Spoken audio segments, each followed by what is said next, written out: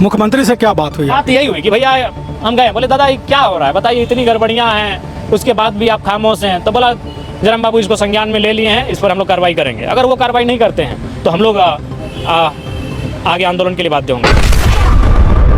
सोनम जी का हालचाल पूछे और मंच में जाकर हमने अपना स्पीच, अपना संबोधन लोगों को संबोधित किया और फिर हम चले गए वहाँ से। कर लाठीचार्ज, सर से बहता हुआ लहू, उसके बाद भी मूंछों पर ताव, कुछ घटनाएं देखकर ये लगा कि भगत सिंह के देश में भगत सिंह का जोश, उनका जुनून और उनका संकल्प आज भी जिंदा है। को इस देश को, इस राज्य को अंधेरे में ले जाने के उद्देश्य से काम कर रही सरकारों की मंशा को देख रहे हैं, इसके पीछे उनकी हठ धर्मिता को देख रहे हैं, इसके पीछे छुपी उनकी धन अर्जित करने की लालसा को देख रहे हैं। ये बिल्कुल गलत है, ये बहुत ही कठोर, ये बिल्कुल कठोर है। सरकार को इतना कठोर नहीं होना चाहिए, सरकार को लचीला होना चाहिए, फ्लेक्सिबल होना चाहिए, उन्हें बैठना चाहिए, उन्हें झुकना चाहिए, संवाद करना चाहिए। जेपीएससी के मुद्दे पर आपने राज्यपाल से भी मुलाकात की, क्या बातचीत हुई राज्यपाल और मुख्यमंत्री के स्तर पे? आपके पास क्या? देखिए, इस मामले को लेकर मैंने महामहिम राज्यपाल महोदय और माननीय मुख्यमंत्री महोदय दोनों से मुलाकात किया। कल रात 8 बजे मुख्यमंत्री महोदय से प्रोजेक्ट भवन में जाकर उनके कक्ष में, जो उनका कक्ष है जहाँ वो बैठते हैं, वहाँ जाकर मुलाकात मैंने किया। और आज दिन में 11 बजे राज्य के लोक भवन में महामहिम राज्यपाल महोदय से मुलाकात की है।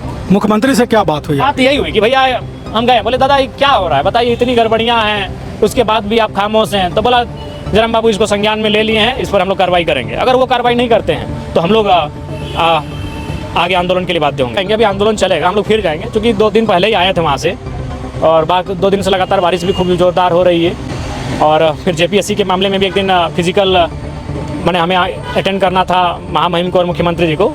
25 तारीख से एग्जामिनेशन होने हैं, तो इसलिए हमने कहा कि देश के मुद्दे को समर्थन देकर आए हैं, राज्य के मुद्दे पर भी अपनी आवाज़ को, अपने समर्थन को राज्य के छात्रों के साथ खड़े होने के लिए आवश्यक है। अभिजीत दीपके, उन्होंने 20 जुलाई को जो है वो सुबह में अपने अनशन को खत्म कर दिया। ऐसा तो देखिए, हमें विशेष कोई संवाद हुआ नहीं, तो हम केवल देखकर किसी का आकलन नहीं कर सकते कि वह व्यक्ति कैसा है। सिर्फ मिले, बातचीत भी नहीं हुआ, समय का अभाव था। हम गए, सोनम जी का हालचाल पूछे और मंच में जाकर हमने अपना स्पीच, अपना संबोधन लोगों को संबोधित किया और फिर हम चले गए वहाँ से। आप उनकी राजनीति को, आप उस अभिजीत दीपके की राजनीति को कैसे देख रहे हैं? क्या, कहाँ वो, मतलब वो मैच्योरिटी क्यों नहीं दिख रही है? पहला बात है कि हाँ, ये है कि थोड़ा सा उन्हें प्लानिंग करना चाहिए।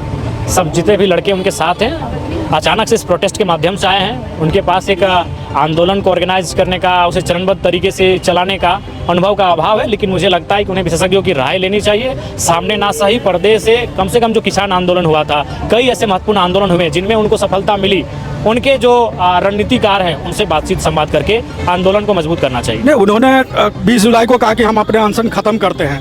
अब 22 जुलाई को जब बात हो रही है, 21 जुलाई को, तो वो कह रहे हैं कि नहीं, उनका अनशन जंतर मंतर पर जारी रहेगा। अब केंद्र के प्रतिनिधि हमसे आएंगे, हम उनसे बातचीत करें। तो ये जो जल्दीबाजी हुई, क्या जो छात्रों ने जिस तरह का, क्योंकि ऐसा हमने पहली बार देखा कि लाठी डंडे चल रहे थे और छात्र वहाँ खड़े थे, छात्र कह रहे थे कि हमें पीटो, और पुलिस वाले जो है वो बहुत ही मैंने लगा कि भगत सिंह के देश में भगत सिंह का हौसला, भगत सिंह का जुनून जिंदा है।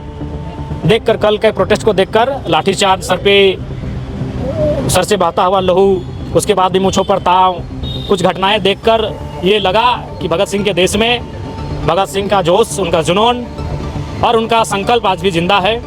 कल जिस प्रकार से छात्रों ने हौसले का परिचय दिया, प्रशासन लाठियां भांज रही थी और वो कह रहे थे कि चलाओ लाठियां, चलाओ लाठियां, आभास कराया कि भगत सिंह के देश में भगत सिंह के विचार और लोगों के अंदर आज भी 1% ही सही जिंदा है।